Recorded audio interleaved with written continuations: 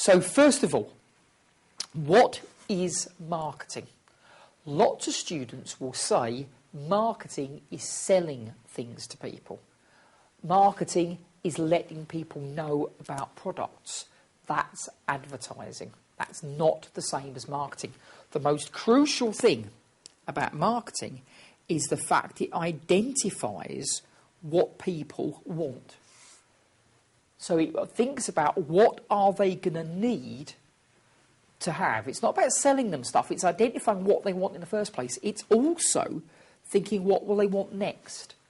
So we identify what they want now, we anticipate what they're going to want in the future, and then we develop products that will keep people happy. Again, it's not the same as advertising. Advertising is saying, we have a product, isn't it brilliant? Marketing is saying, what do you want from a product? Let's go away and build it. So it's quite a different, it's much more proactive, for want of a better word. In other words, it's saying, what do you want? Now, the marketing mix is basically saying that whenever we look at a customer, we have to think, what exactly is it that they want? And it's divided into 4 bits, which are easy to remember because they all start with the letter P. So the idea is that we have the product, we have the price, we have the place, we have the promotion. We'll talk about all these in a bit more detail. But the key thing with the marketing mix is we identify a customer and we think, what is going to keep you happy? And advertising is only one part of it. So first of all, the product consists of, you can see, 3 different bits: the core, the actual, and the augmented product. The core product is what need are we satisfying? Every time you buy something, you buy it because it is satisfying some kind of need that you have. So I go and buy a bar of chocolate. Why have I, or a bar of candy, why have I bought that? Because I am hungry. That's the need that's got to be satisfied. If I eat the bar of candy and I am still hungry afterwards, it hasn't done what I needed it to do. So the core product is, what need are you trying to satisfy? The actual product then is thinking about the fact it is a bar of candy. Now, why is a bar of chocolate or a bar of candy, why is it good if I'm hungry now? A bar of chocolate tends to be very sugar-filled. There's a lot of sugar in it, which means it gives you a lot of energy straight away. So when I am doing, to be honest with you, when I'm doing this filming is actually quite hard work. So I get quite hungry. It's not because I'm hungry for food, it's because I'm hungry for energy. I need something to give me a bit more energy. So I will go and have a bar of chocolate. I will not have a bag of crisps. I will not eat a bag of potato chips. Because although they are food, they don't give me the energy. I need the sugar. So the idea is, the core product, I need the energy. Actual product, so you give me something with a lot of chocolate in it, because a lot of chocolate means it's got a lot of sugar in it, and I get an energy boost. An augmented product is, what do you do to make your bar of chocolate different to everybody else's? So if I go to a shop and I say I want to buy a bar of chocolate, there are lots of bars, there are lots of chocolate bars that include chocolate. I will choose one or another, perhaps because it's been augmented. Some of them will have other things in them. They will have peanuts in them. They will have different kinds of chocolate. It might be a darker chocolate. It might be a lighter chocolate. It might be it's a bigger bar. It might be it's a smaller bar. There'll be lots of different things that they all do to make themselves slightly different from all the other bars of chocolate that are out there. So if I am manufacturing a product, I need to always make sure that it's going to meet what my customers actually want. That means I need to go and find out what that is. The price. When we are thinking about how much we're going to charge, we need to think about 4 things. The cost. There is your cost card that you do in paper F2. The materials cost, the labour cost, the variable overheads cost, the fixed overhead we absorb, the markup, all of those go into the selling price. Now, in paper F2, that's all that you tend to think about. In most exam questions, you are only thinking about how much does it cost us.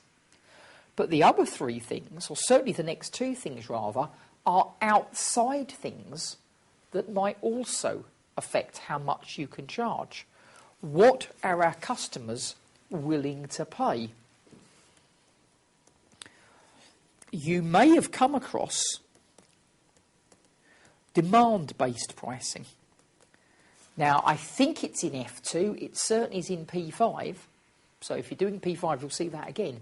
Demand-based pricing starts talking about it's not so much how much we want to charge for our product, it's how much the customer is willing to pay for it. Underneath that, we've got our rivals. How much do they charge? If all of our rivals charge the same amount, everybody charges $10 for a product. If we do a cost card and we end up charging $12, we aren't going to have any customers. So we may need to look at what our rivals are charging. And that,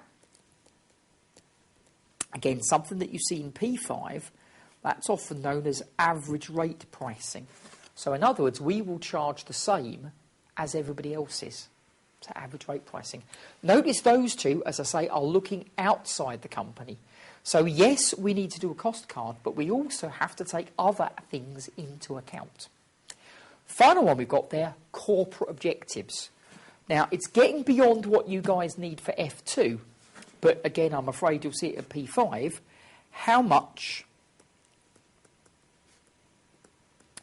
markup or how much margin do we actually need?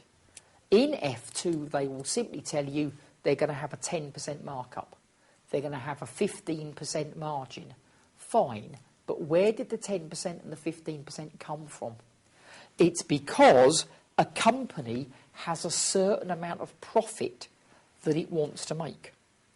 A company wants to make $20 million profit. The company is anticipating making 10 million units. So therefore, it will have to make $20 million divided by 10 million units. It will have to make a profit of $2 per unit. And that's where your markup comes from. Now, obviously, in paper F2, the markup is usually just given to you. So in paper F2, the markup is usually just given to you. As you work later on through the papers, you might have to decide what the percentage needs to be. 10, 15, 20, so that we can actually meet what our company wants to have as its profit target. The product is what we are going to sell, and the price is what we are going to sell it for. Now, there is a link between those two, which is you have to think about how much the customer is willing to pay for the product that you are giving them. If you are giving them a very basic product that only just meets their needs, you probably will not be able to charge very much. On the other hand, if you're doing them a product which meets their needs and does even more, gives them extra, then you can probably charge more money. The next thing you have to think about is the promotion. How are you going to let your customers know about your product? Here's where your advertising comes in. So advertising is one way that you can do this. Go out and tell customers, here is our bar of chocolate, it's brilliant. Sales promotions. Sales promotions are often aimed at the retailer. They don't have to be. They can be aimed at the consumer, the person who's going to actually order it, but they're often also aimed at the retailer. The idea behind a sales promotion is, particularly if you've got a new product, you charge a lower price to start with. Or if people buy a lot of a product, they get a cheaper price than if they only buy one at a time. So bulk discounts you may well have come across. Now, obviously, for a consumer, what may well happen is you go to a shop and you see a special offer, here is our product and it's half price this week. That's obviously trying to encourage people to buy, and then the hope is that they buy something they wouldn't normally try. Now, lots of augmented products will do this. So an augmented product is doing, there's what you need, an augmented product does more than that. The trouble is, because it does more, it's expensive. So customers will say, I don't need that one, I just need the basic one, I don't need anything fancy. So as a promotion, we lower the price of the augmented one so it's the same as the basic one. And now customers try it and they realise how good this augmented product is. And the idea is, when we put the price back up again, then they carry on with this augmented product because they can see it's worth paying more for. And that's the idea behind lots of promotions that you get in supermarkets. It's aiming to try and get you to buy a more expensive product that you wouldn't normally buy. It's cheap this week, try it this week. When we put the price back up, hopefully you will carry on because you realise how good it is. Promotions might also be aimed at retailers. So if the retailer buys a lot of our product, we let them have it cheaper. That, of course, means they earn a bigger margin on it. Personal selling, we phone customers up. We go and visit customers and we tell them about how good our product is. This tends to work better for expensive items. If I am going to spend $5,000 on something, then it's probably a good idea to send somebody around to meet me to talk about what I actually want. Because otherwise, I'm unlikely to go to a shop and just simply spend $5,000 on something. So personal selling, you often get with more expensive things. Somebody will pay me a visit and will spend a while, an hour, 2 hours, talking about what I actually want and why this salesperson's products are so good for me. Finally, public relations. Just making sure that your products are in the news. Sponsoring things. Sponsoring events. To make sure that people are aware of what's going on. So public relations. So advertising, yes, is a big part, but it's not the only part. Again, the key bit with promotion is make sure that the customers who you think are going to be interested are going to see your promotion.